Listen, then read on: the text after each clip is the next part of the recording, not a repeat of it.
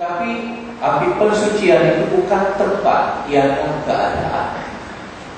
Ya, jadi ini satu perkara yang perlu kita jelas. Kita berdoa bagi mereka untuk membebaskan mereka dari ikatan kesan-kesan negatif dosa yang telah mereka lakukan.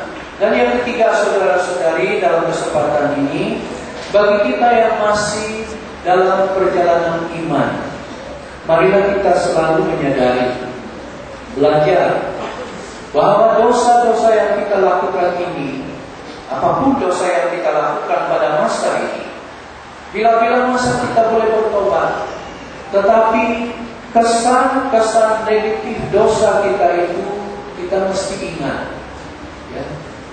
Bukan untuk diri kita sendiri saja dosa itu apabila kita lakukan membawa kesan negatif, tetapi kepada orang lain.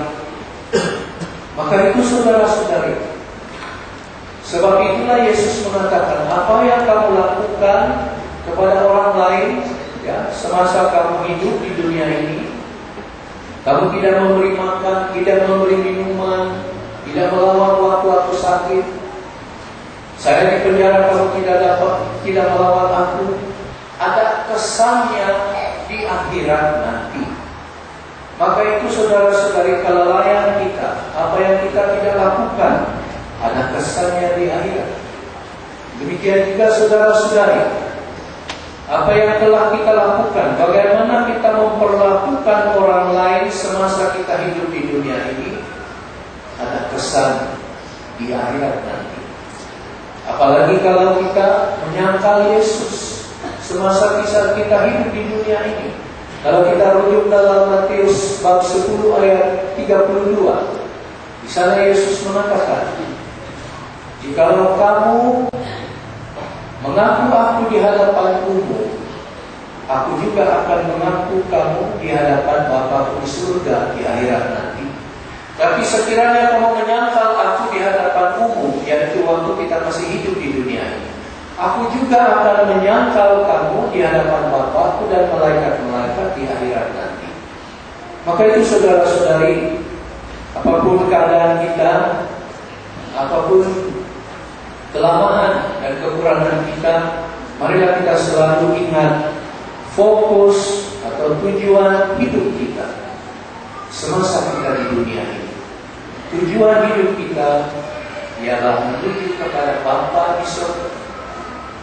Marilah kita mengambil sikap positif terhadap kematian, supaya dengan sikap itu saudara-saudari, kita dibantu menyadari selalu supaya bersikap positif selama kita di dunia ini, lebih-lebih taat melakukan kehendak Allah, karena itu akan membawa kesan positif bagi kita di akhirat nanti.